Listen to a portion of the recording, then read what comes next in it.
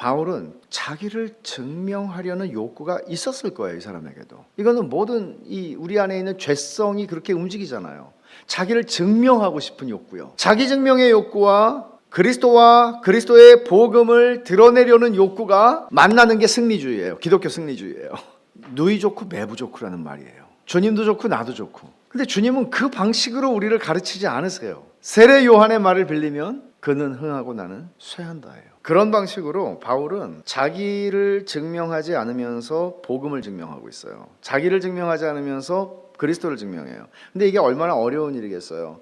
우리가 그냥 생각하면 누군가가 나에 대해서 당신 진짜 목사야? 그러면 진짜지. 그리고 자기를 막 증명하려고 그러지 않았어요? 내가 어느 신학교를 나왔고 내가 누구하고 친하고 내가 누구한테 배웠고 봐. 그러니까 내가 전한 게 진짜 말씀이지. 이렇게 얘기를 할 텐데 바울은 자기를 증명하지 않으면서 복음을 증명해요. 우리는 이걸 배울 필요가 있어요.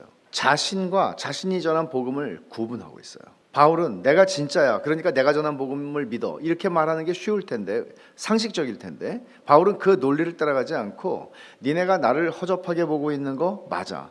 나 되게 허접해. 지금도 여기저기서 지금 개고생하고 살아. 근데 내가 전한 복음 진짜거든. 근데 내 개고생이 그걸 증명해. 이렇게 얘기하는 거예요. 그럼 이 논리를 여러분 어떻게 우리 따라갈 수 있겠어요? 그걸 고린도후서에서 바울은 굉장히 잘 해내고 있어요. 그리고 우리가 이 논리에 설득당하지 않는다면 우리가 인생의 어느 순간에 승리주의의 거짓된 복음을 따라가지 않으리라는 보장은 없을 거예요. 우리 안에는 다 도사리고 있으니까요. 그런 것들이 자기를 증명하고 싶은 우리의 인생과 목숨과 모든 것이 그리스도께 달려있다는 것을 설교자는 또 목사는 또는 표현을 그렇게 하잖아요. 주의 종이라고. 주의 종이면 종답게 살아요. 종답게 좀 행동을 해야 되는 거죠. 세상의 방식과 육신의 방식이라고 표현할 수 있는 것들과는 전혀 다른 방식이라는 거예요. 우리가 그리스도인으로서 목사가 아니더라도요 그리스도인으로 쭉 살아가면서 우리는 늘 이런 유혹 속에 시달려요. 일평생 승리주의의 정신 속에 유혹을 당한다고요. 그럼 우리가 어떻게 복음을 전하는 것이 그리고 어떻게 매주일 하나님의 말씀을 하나님의 백성들에게 먹이고 그 말씀으로 그들의 영혼을 각성시키고 성령께서 하시는 일이지만 말씀을 통해서 그런 일들이 일어나야 되는 것이죠. 근데 거기다가 율법주의나 번영신학이나 승리주의적인 밑밥을 깔고 준다면 그들의 영혼을 망치는 것이 되겠죠.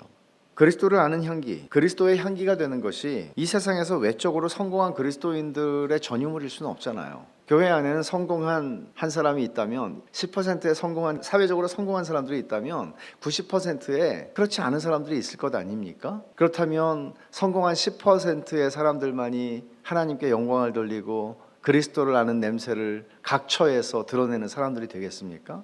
지금 빚 갚을 길이 없고 한숨만 푹푹 나오는 사람들이 교회 안에 한 10% 20%가 있다고 한다면 그들은 언제 그리스도를 아는 그리스도를 나타내는 향기가 될 수 있다고 자신의 인생에서 그런 꿈이라도 한번 꿔볼 수 있겠습니까? 근데 지금 그럴 수 있다는 거죠. 바울은 지금 당장 그럴 수 있다는 거죠.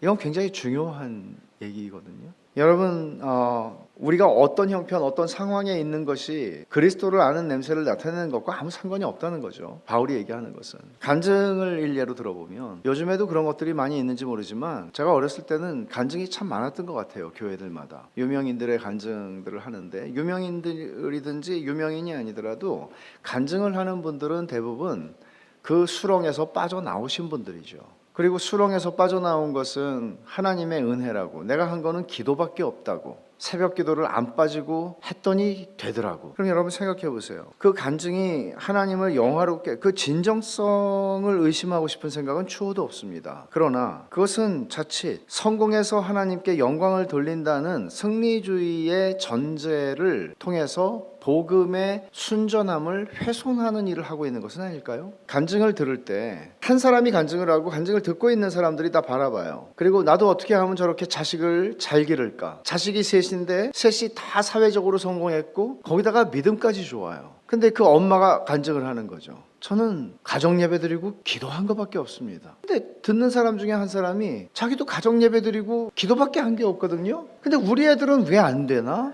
그러면 하나님께서 나를 차별하시나? 이런 생각을 할 수 있을 것이고 대다수는 저렇게 하면 자식을 제대로 기르는구나. 이튿날부터 새벽 기도를 하기를 결심하고 가정 예배를 드리겠죠. 이게 기독교입니까? 그리고 많은 사람들을 듣는 사람들이 침을 흘리면서 너무 부러워하고, 또는 어떤 사람들은 약이 오르고, 저 사람은 나보다 기도 안 하는데 왜 저렇게 잘 되지? 그러면 이거는 형제들을 시험에 들게 하는 거잖아요. 간증이라고 하는 것은 하나님께 영광을 돌리고 형제들에게는 복음적 격려를 주는 것이어야 하잖아요. 근데 이것이 사행심을 조장하며 허영심을 부추기는 결과를 가져올 수 있다는 거죠.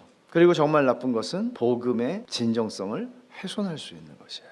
그러니까 간증이라고 하는 것은 다윗이 시편 34편을 쓸 때에 그 앞에 표제어에서 설명을 하죠.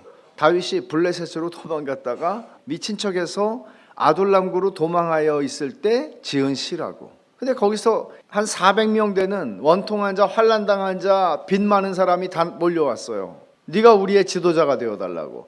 지금 나 하나도 숨을 수가 없어서 유다 땅에서는 블레셋으로 도망갔다가 거기서 정체가 드러나는 바람에 미친 척을 하고 정말 굴욕을 겪으면서 아둘람굴로 피난을 왔는데 나한테 400명이 되는 사람들이 왔어요. 근데 하나도 제대로 인생 제대로 풀린 사람 하나도 없어요. 이런 사람들이 개척할 때 400명이 오면 단체로 와도 안 반가운 사람들이에요. 이 사람들은 개척에 하나도 도움이 안 되는 사람들이에요. 밥만 먹지. 그때 34편이 이렇게 8절에 유명한 말이 있죠. 너희는 하나님의 선하심을, 여호와의 선하심을 맛보알지어다. 다윗이 20대의 나이에 그런 400명이나 되는 사람들의 지도자가 되는데, 너희는 여호와의 선하심을 맛보알지어다. 어떤 사람들이 이렇게 얘기합니다. 이게 다윗의 말이라고 그러면 나도 왕이면 그렇게 할 수 있다고. 근데 다윗이 왕이 돼가지고 한 말이 아니고 자기 인생의 가장 밑바닥을 쳤을 때 한 얘기거든요. 이게 자기 인생의 가장 끝 모르는 계곡의 심연 속으로 내려가고 있으면서 내일 어떻게 될지 모르는데 그는 여호와의 선하심을 맛보알지어다라고 얘기해요. 이게 진짜 간증이에요. 이런 간증을 바울이 하고 있는 거예요. 간증은 이렇게 하는 거예요. 그래서 34편 2절인가에 보면 이렇게 말하죠. 곤고한 자들이 듣고 기뻐하리로다. 죽지 못해 사는 사람이 있어요. 자살할 수는 없으니까. 근데 간증을 듣는데 저 사람은 나보다도 더 한심해요. 사정이. 근데 주님 때문에 산대요. 그리고 하나님의 선하심을 경험하고 있대요. 이게 간증이에요. 물론 앞에서 얘기한 것도 간증이죠. 하나님이 그렇게 행하셨다고 하는 것을 진정성 있게 고백하는 간증이죠. 그러나 좀 더 배려심이 있고 좀 더 성숙하고 좀 더 연약한 형제들을 생각하고 좀 더 복음의 진정성을 드러내고 그리스도를 높이려고 한다면 조금 더 생각할 수 있겠죠. 그런 교회가 되면 얼마나 좋겠어요.